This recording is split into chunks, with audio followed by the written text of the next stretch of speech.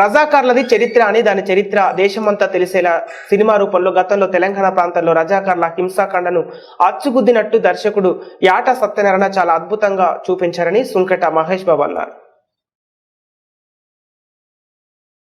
ఇక ఈ చిత్ర బైన్సా పట్టణంలోని కమలా థియేటర్లో రోజుకు 4 ఆటలు నడుస్తుందని, ప్రతి ఒక్కరు ఈ చిత్రాన్ని చూడాలని ఆనాటి కాలంలో రజాకార్లకు వ్యతిరేకంగా పోరాటం చేసిన జల్ జంగిల్ జమీన్, కొమరం భీం, తెలంగాణ సాయుధ పోరాటానికి నాంది పలికిన దొడ్డి కొమరయ్య, చాకలి ఐలమ్మల గొప్పతనాన్ని ప్రతి ఒక్కరు తెలుసుకోవాలన్నారు.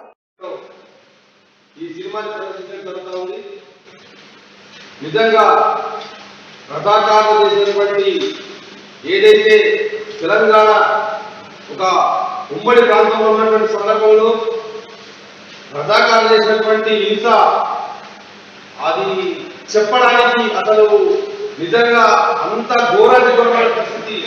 పథకం మాడితే బట్టలు విప్పాల్సినటువంటి పరిస్థితి ఉండే, అసలు మాట్లాడాల్సినటువంటి పరిస్థితి లేకుండే, నిలబడి తిరుగుదామన్నా తిరగలేని పరిస్థితి ఉండే.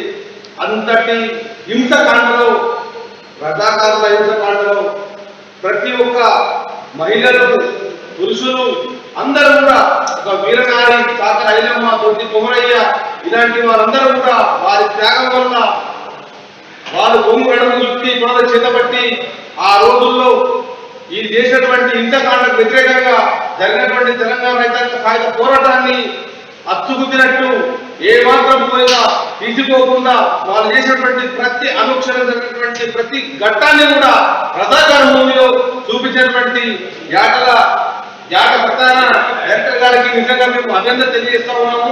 ఇలాంటి సినిమాలు ఈ ఆధునిక ప్రపంచంలో, ఈ ఆధునిక యుగంలో ఖచ్చితంగా ఇలాంటి సినిమాలు మనకు ఖచ్చితంగా అవసరం.